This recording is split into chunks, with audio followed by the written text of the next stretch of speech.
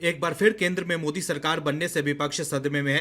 विपक्ष के नेता सपने देख रहे थे कि इस बार पीएम मोदी फिर से प्रधानमंत्री नहीं बनेंगे, लेकिन विपक्ष के नेताओं के सपने ऐसे टूटे हैं कि उनके लिए मुंह दिखाना मुश्किल हो गया है। ऐसे में फिर से मोदी के प्रधानमंत्री बनने और केंद्र में एनडीए गठबंधन की सरकार बनने के बाद भी बीजेपी का दबदबा देख विपक्ष के नेता तिलमिला गए हैं कि कैसे 272 से कम सीटें होने के बाद भी केंद्र सरकार में बीजेपी ही बॉस है।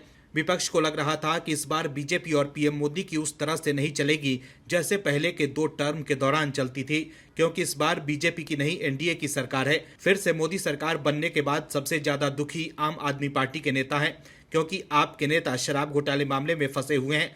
पार्टी के मुखिया अरविंद केजरीवाल तिहाड़ जेल में बंद हैं और फिर से मोदी सरकार बनने के बाद अरविंद केजरीवाल के लिए जेल से बाहर आना मुश्किल हो गया है। लेकिन अब मोदी सरकार बनने के बाद पीएम मोदी की ताकत देख आप नेता संजय सिंह चौंक गए हैं। क्या है खबर, बताते हैं आपको इस रिपोर्ट में। दरअसल 4 जून को लोकसभा चुनाव 2024 के नतीजे आने के बाद एक बार फिर एनडीए के दम पर मोदी सरकार बन चुकी है।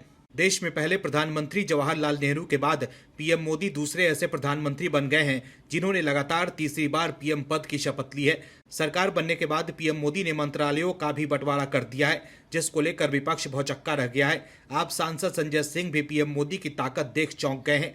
दरअसल इस बार भी एनडीए की जीत के बाद आप और दूसरे विपक्षी नेता ये दावा कर रहे थे कि इस बार बीजेपी की कमजोर सरकार होगी। पीएम मोदी अब अपने हिसाब से सख्त फैसले नहीं ले सकेंगे, लेकिन तीसरी बार शपथ लेने के साथ ही पीएम मोदी ने अपनी ताकत से विपक्ष के नेताओं को करारा जवाब दिया है। गठबंधन सरकार बनने के बाद पीएम मोदी ने कैबिनेट मंत्रियों को पोर्टफोलियो बांट दिए हैं। मोदी कैबिनेट की पहली बैठक के बाद पोर्टफोलियो बांटे जाने के फैसले में बीजेपी ने गृह मंत्रालय, रक्षा मंत्रालय, विदेश मंत्रालय अपने पास रखे हैं, जिससे आप नेता तिलमिला गए हैं। संजय सिंह ने मोदी 3.0 कैबिनेट के बंटवारे पर तंज कसा है।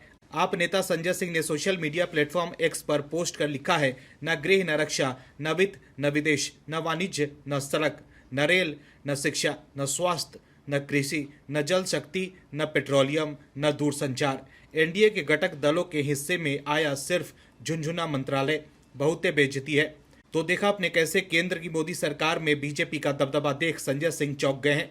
संजय सिंह को लग रहा था कि इस बार बीजेपी के पास कई अहम मंत्रालय नहीं रहेंगे। आपको बता दें कि मोदी कैबिनेट में अमित शाह को फिर से गृह मंत्रालय, तो राजनाथ सिंह को फिर से रक्षा मंत्रालय की जिम्मेदारी सौंपी गई है। तो वहीं विदेश मंत्रालय एस जयशंकर के पास ही है। वहीं नितिन गडकरी को फिर से सड़क परिवहन मंत्रालय दिया गया है। वहीं निर्मला सीतारमण को फिर से वित्त मंत्रालय की जिम्मेदारी दी गई है। वहीं पीएम मोदी के फैसले से कांग्रेस भी परेशान है। तीसरी बार शपथ लेने के बाद पीएम मोदी ने जो फैसला लिया है उससे कांग्रेस तिलमिला गई है। कांग्रेस नेता और राहुल गांधी के करीबी जयराम रमेश ने एक्स पर पोस्ट कर लिखा है कि 1/3 प्रधानमंत्री का हेडलाइन मैनेजमेंट और पीआर अभियान तीसरे कार्यकाल के पहले दिन से फिर शुरू हो गया है। इस बात को लेकर ढिंढोरा पीटा जा रहा है कि उन्होंने पदभार ग्रहण करने के बाद पहली फाइल पर हस्ताक्षर पीएम किसान निधि की 17वीं किस्त प्रदान करने के लिए किया है।